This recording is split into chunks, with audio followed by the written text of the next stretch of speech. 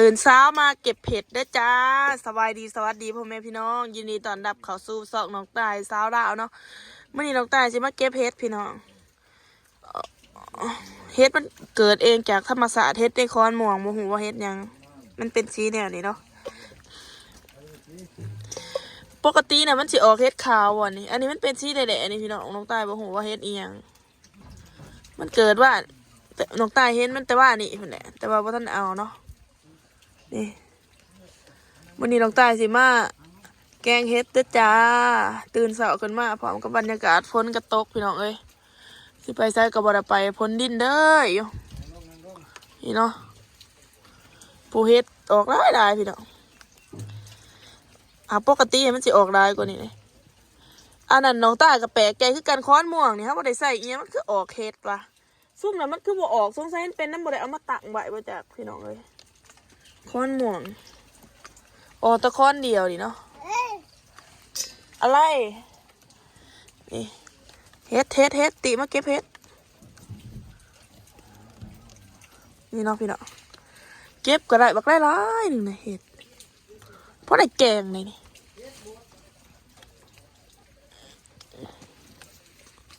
่เนาะนี่พี่เนาะพอได้แกงเปลือกนี้มันบ่ออกมันออกเปลือกเดียว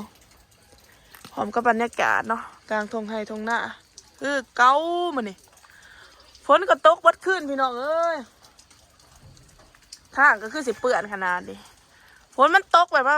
มันก็บ่ได้ตกแห้งหรอกมันตกดิดนะนี่เนาะฝนตกวัดขึ้นเลยคือนี่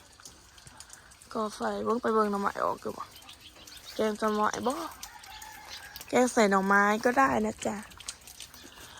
เห็ดหน่อไม้ออกอีกเลยพี่น้องหน่อไม้ก็นี่หน่อไม้ตั้งบ่แม่นบ่ตั้งเบาเลยมันอดีออกอีกเลยนี่เห็นบ่นอนี่สุกไหนจะเศร้าว่านเราเด้อจ้าโอ้ผู้พี่น้องแนงมันออกบักลายเนี่ยเราน้องตายเก็บไปแล้วว่าอันนี้มันออกอีกเลยนี่แนงหน่อไม้นี่บ่อึดนี่นี่แม่นเบิดเลยเบื่อน่ะก็แห้งลายแต่มันน้องตายจะเอาแต่เห็ดนี่ก็คือเกิดจากธรรมศาสตร์ด่วนโรอันเดะเนาะมันออกจากค้อนม่วง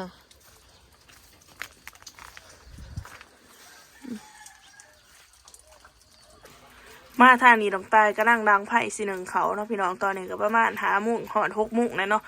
ตื่นมา1 เขาพี่น้องมื่อนี้อีเมย์เราบ่ได้ตื่นเนาะน้องตายก็ได้ลุกขึ้นมานี่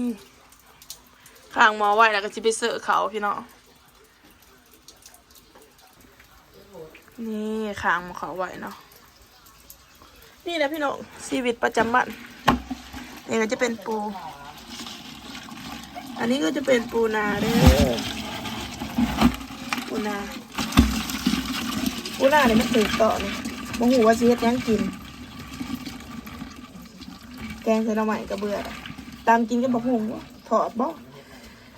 กระปูนี่เฮ็ดจะได้พี่น้องเมนูนี่คอมเมนต์บอกในเด้อพี่น้องตอนนี้กับพ้นกับโอ้ยตกเด้อไอ้ยัง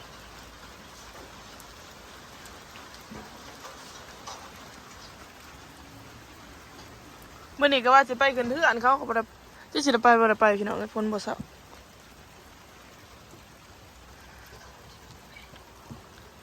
อันนี้หูว่าหวานอีหยังนี่พี่น้อง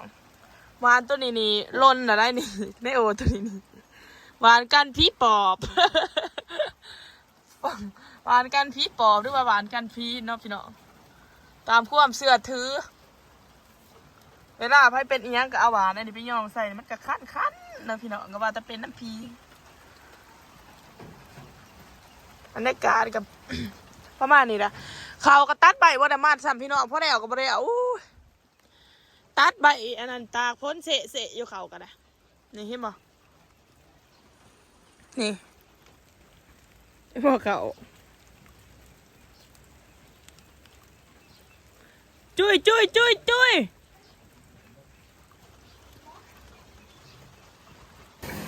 ไอ้คงคิดว่าน้องมา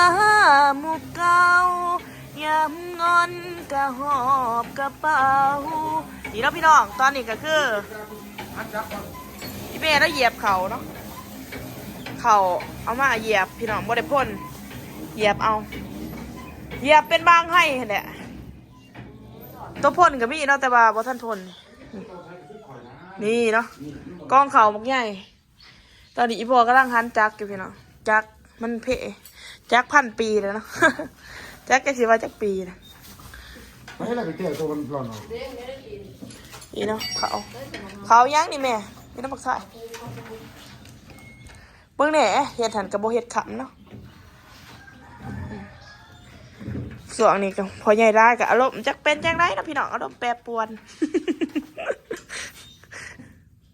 นี่หันจักเท่าตอนแรกแห่งอารมณ์บดี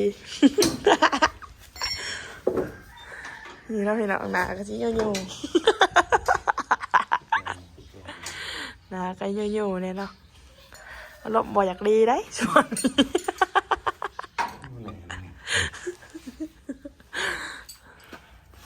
นี่เนาะจักปั่นเขาพี่น้องดุนโบราณเดี๋ยวน้องตายสิมาเหยียบให้เบิ่งแล้วสิมาต่อคลิปที่2คิดว่าสิตัดเขาพี่น้องมึงว่านี่มื้อนี้ก็บ่ฮู้ว่าสิได้ตัดหรือบ่พ้นมันตกพี่น้องพ้นกำลังหยุดเนาะนี่เขาอันบ่ได้เท่แล้วเหยียบด้วยบ่พอจะมันมุนจักปีเลยจักนี่แม่ได้แล้วบ่20 ปีแต่ขอบ่ทันเกิดผลพี่น้องเลยได้30 ปีเลยจักตัวนี้จักเหยียบเขานะพี่น้องเหยียบข้าวด้วยจักโอเคมาแม่มาเหยียบคิดว่าเขาจะมาเหยียบซอยมาเหยียบนี่เนาะให้แม่ได้เหยียบ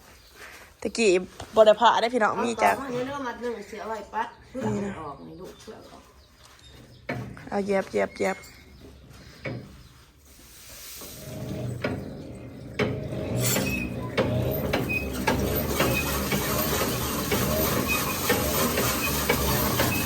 ี่จักปั่นเขา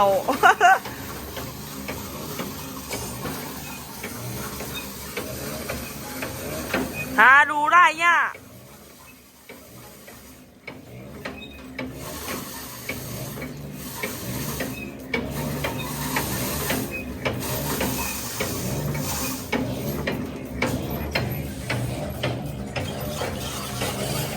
นากะซิโยเนี่ยเนาะพี่น้องนะนาก็อารมณ์บดีมาได้เนาะ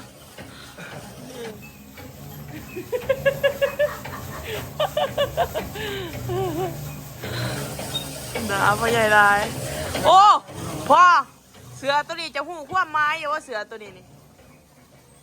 หูความไม้พวกเสืออยู่บ่ปั่นเพื่อพ่อนี่เสืออันนั้นผู้ใดนี่พี่น้องเอามาแต่ฟังไทยผู้ใดนี่นายดวงเอียงแบบ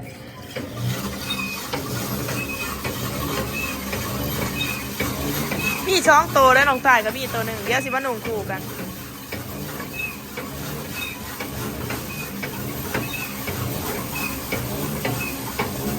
โอเคพี่น้องเดี๋ยวน้องตายจะไม่เหยียบเขาเนาะคลิปนี้กับทีโจ้เพียนสมีเดอร์พอกันไหมคลิปหนาฝากกดไลค์กดแชร์กดติดตามเพื่อเป็นกำลังใจให้น้องตายเด้อบ๊ายบายนะพ่อบ๊ายบาย